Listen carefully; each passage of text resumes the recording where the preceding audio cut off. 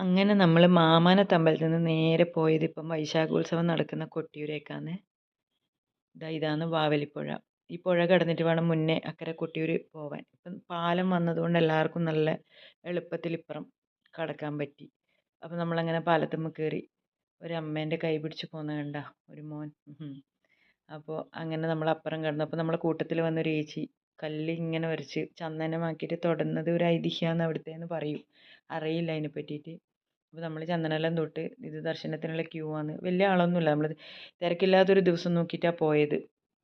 അപ്പോൾ ഇത് കൊട്ടിയൂരപ്പൻ്റെ ശീവേലിക്ക് എഴുന്നള്ളിക്കുന്ന 2 ആനകളാണ്. അങ്ങനെ നമ്മൾ തൊഴാൻ വേണ്ടി താഴേക്ക് ഇറങ്ങി തൊഴുത് നല്ലോണം പ്രാർത്ഥിച്ച് പ്രസാദവും വാങ്ങി തിരിച്ച് കയറുമ്പോഴത്തേക്ക് നല്ല മഴ പെയ്തു. മഴ പെയ്യണം എന്നാണ് പോലും അവിടുത്തെ ഐതിഹ്യം. പ്രാർത്ഥിക്കുമ്പോൾ നനയണം എന്നോ, നനയണമെന്ന്, മഴ പെയ്ത് നനയണമെന്ന്. അപ്പോൾ അങ്ങനെ നമ്മൾ അവിടുന്ന് ഇക്കരെ കൊട്ടിയൂരും പോയി. അവിടുന്ന് വീഡിയോ എടുക്കാൻ പറ്റിയില്ല. അപ്പോൾ കൊട്ടിയൂർ പോയാൽ ഓടപ്പൂ വാങ്ങണം എന്നുള്ളത് നിർബന്ധമാണ്, അങ്ങനെയാണ് പറയുന്നത്. അപ്പം നമ്മൾ ഓടപ്പൂവും വാങ്ങി, എല്ലാവരും ഓടപ്പൂവും വാങ്ങി. മോൾക്ക് കുറച്ച് കളിപ്പാട്ടവും വാങ്ങി. മോള് പാവം ഒന്നും ഒരു കുഴപ്പമില്ലാണ്ട് നമ്മളെ കൂടെ തന്നെ നിന്നു. ഒരു കുഴപ്പവും ഉണ്ടായിട്ടില്ല അവൾക്ക്. അപ്പോൾ കളിപ്പാട്ടവും വാങ്ങുമ്പോഴത്തേക്ക് വിശപ്പിൻ്റെ വിളി വന്നു. അങ്ങനെ നമ്മൾ ചായയും സ്നാക്സും എല്ലാം കഴിച്ചു.